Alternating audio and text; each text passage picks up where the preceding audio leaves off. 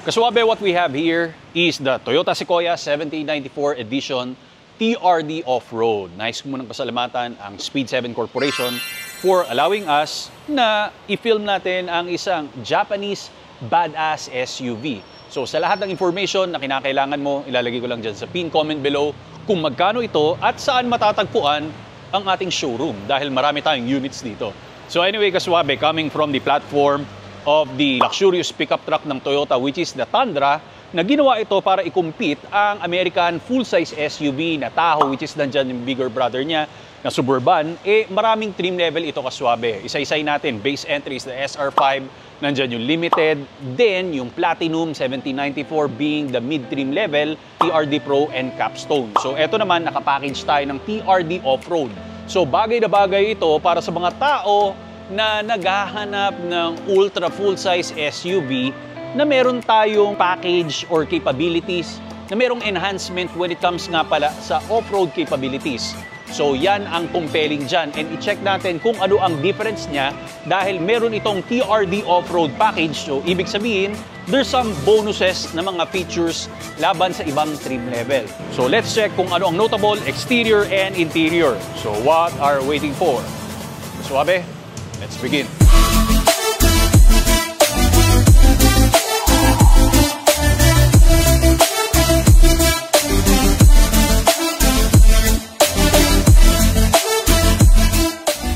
And yes, Kaswabe, let's start sa ating walk-around review ng Sequoia. Pero bagong lahat, pag kinakailangan mo nga pala makita ang mga highlights coming from full review ng aking YouTube, check mo na lang yung TikTok ko tsaka Instagram. Rico Suave pa rin yung name na ginagamit natin, ha? Then again, yung contact information nandyan sa pin comment below. So starting sa kanyang exterior, pag-usapan natin mamaya kung anong different packages when it comes sa TRD off-road. So meron kang hexagon shape na front grille and even itong pinaka-framing niya, hexagon, yung opening natin kasi hindi naman ito full electric SUV. So kinakailangan pa rin ng hangin natin for cooling and you have hardline sa kanyang bonnet na dalawa which is aggressive kung titingnan natin. Ang ground clearance natin is 8.6 and ang maganda sa kanya, naka-TRD underbody shield ka na ang hirap pakita rito. Makikita natin ang script ng ating TRD. Then pwede naman tanggalin ito for better na ground clearance nga para hindi tatama. Mga fog lamps natin and you have opening dito sa front aprons. Pwedeng ipasok ang kamay, mag-appear. Quad projector bulb, auto leveling yan and this is your turn signal. Pababa nga pala yan and sequential. Ito naman safety marker. So iForce Max tayo na powertrain. A-pillar mo, naka-blackout siya. And nandito yung mga flashers. Naka 360 surround camera tayo. Siyempre pang off-road capabilities nga. So kinakailangan lahat nakikita natin. Meron tayong eyes on the road. So when it comes naman dito, you have off-road fender trim, 265, 60 and R20. So TRD na alloy wheels ito and hindi siya yung pinakamalaki kasi sa Capstone nasa 22 inches, all-terrain tires, naka built-in shocks tayo for improved handling. Ang pinagkaiba pa niya kasi doon meron tayong 1794 edition pero ito kasi TRD off-road package. One more thing, yung stepboard natin, ito bakal siya. Unlike doon is deployable na stepboard. Then you have the script of the 1794 plus a chrome panel sa kanyang waistline. Yung mga door handles natin are all chrome, smart entry tayo. Pag andito ang susi, automatically pwede na natin siyang ma-lock and unlock galing sa ating mga kamay. Nandyan yung sensor. Ito katulad sa parang sa Lexus LX600 kasi ang LC300 alam ko hindi ganito yung pagka-curve niya. Ito, more on boomerang and very pointed. Then, ito naman, yung roof rails natin is chrome. Diba? Pagdating naman dito, parang ala Lexus na because of the shadow line. Then, ang nakakabilib dito kasi hindi siya yung traditional na turn markers, kulay pula. Pag nag-flashers tayo, hindi siya yung amber lights, kulay red siya. Then, script ng ating Sequoia, pwede mong i-open dito ang window for shortcut purposes. Pag meron tayo kinakailangan kagad ilagay, madali lang ibato rito. Pag binuksan nga pala ito, kasi inurong ko na meron kang switch doon sa likod para i-tumble down yung third row seats natin. And meron mga cargo compartment na shelf dito. So pwedeng, kumbaga parang may first floor, second floor, and third floor. Diba? Pag meron kang gustong ilagay, then ilagay ko na lang yung liters of space. Basta ang alam ko, behind first row, nasa 3,400 liters yan. Siyempre, behind second row, iba. Mas mahaba nga pala ito sa LC300 ng 24 inches. Ganun kagrabe ang size ng ating Sequoia. Shark's fin, antenna, third brake light, and yung wipers natin, nandyan lang siya. So, the exhaust pipe, ito. Then yung extra wheel natin, nasa ilalim. Introducing Autosport. Kaswabe, this one is the world's most innovative mobility scooter that we can get para sa ating lifestyle and sa mga kababayan natin na PWD. Madali lang to. Comes with 2 separate parts na pwede mong gawing trolley at the same time. Installed nga pala doon sa harap ang iyong illuminated LCD display for you to see the performance and enhanced lighting system para sa safety precautions pag nasa road ka or sidewalk na pwede mong ilagay sa sports car or regular car na trunk kasi maliit lang ito and very lightweight. Within seconds, ang dali lang i-assemble. Up to 10 speed ang kanyang taglay and 10 kilometers per hour ang kanyang maximum na pinartneran mo ng shock-absorbing flat-free tires for advanced performance and auto braking system. At hindi lang sa kotse, mantakin mo pati sa tren pwede.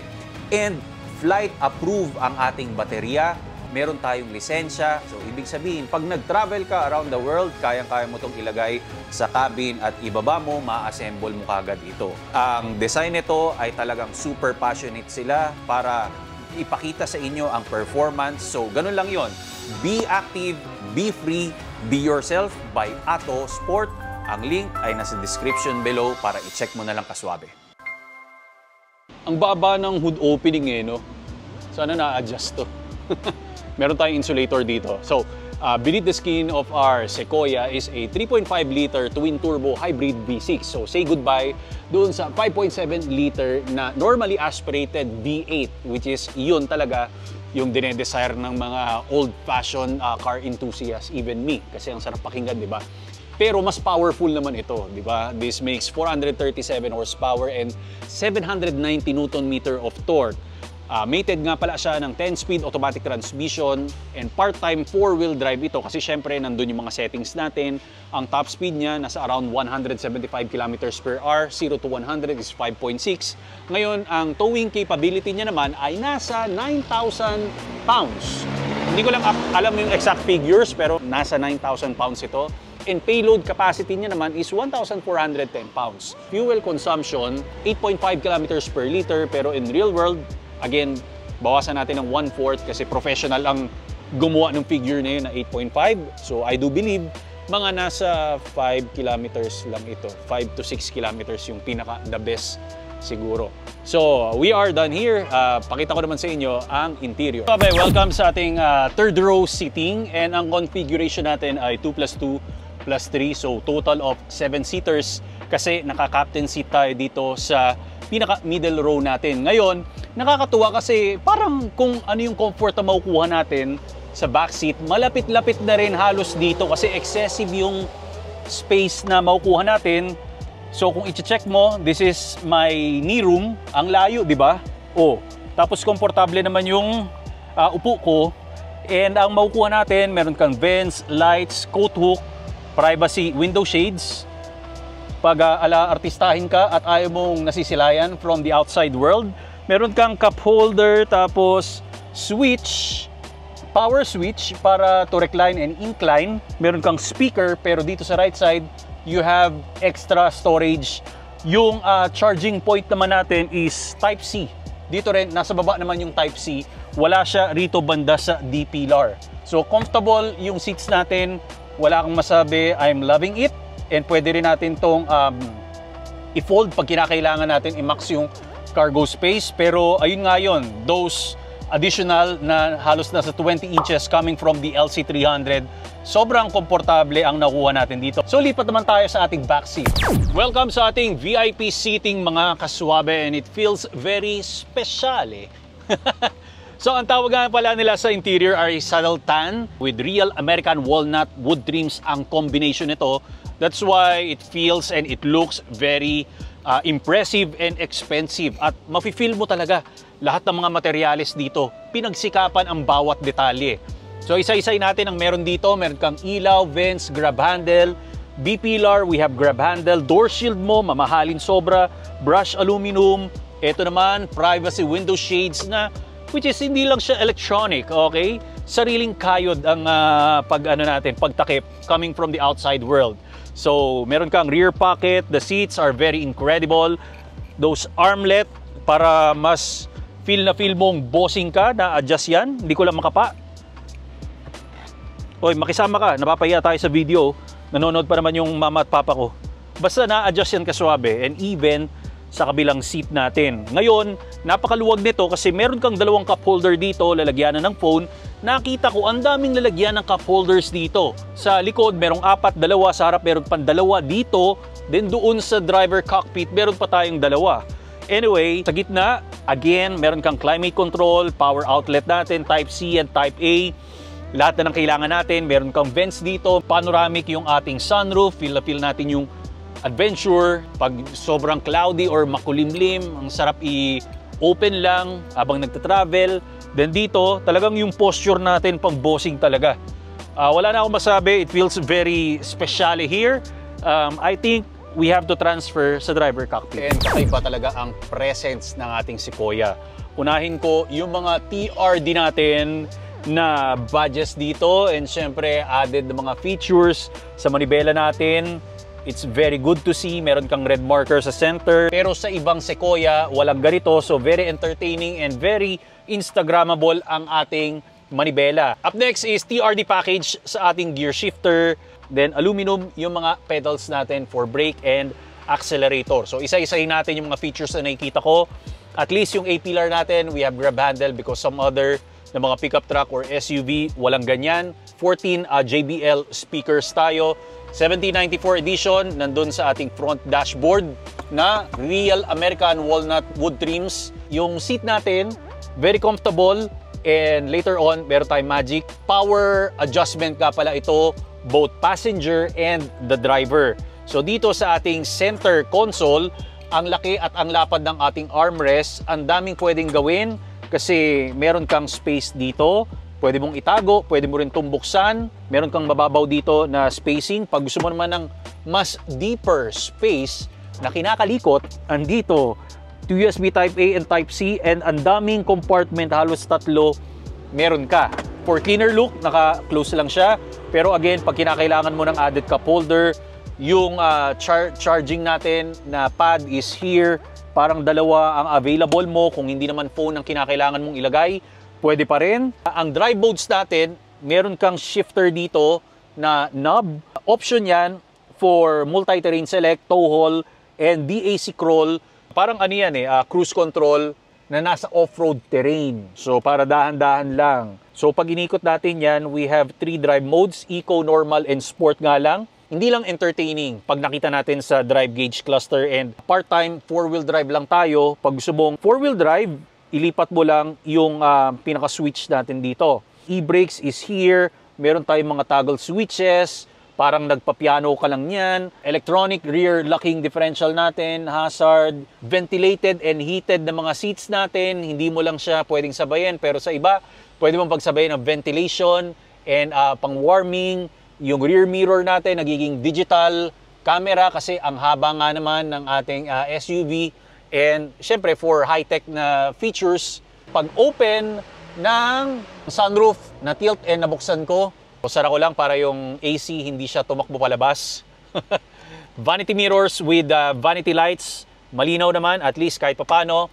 And ang nagustuhan ko rito, meron kang storage dito sa harap ng dashboard na pwedeng mag-install ka ng dashcam, at least yung shortcut ng outlet nandito na. Hindi mo na kinakailangan pagapangin sa sobrang layo. Meron kang heads-up display. Pwede mong i-adjust to for sure. Pagdating naman dito sa ating manibela, it's very beefy and chunky. Tapos yung mga settings natin, mga multi-function, aralin mo na lang ng konti. So pwede ka mag-browse left and right dito. Bukod sa, meron tayong memory seats. Siyempre, sa driver, meron kang 3. And yung floor matting nga pala natin, is dedicated talaga for 1794 na Sequoia Ang ganda, quality, good item ang masasabi ko lang. Meron tayong massage dito, hinanap ko talaga to. Yan, sa ating 14-inch na infotainment system, touchscreen, seat controls, massage, then driver.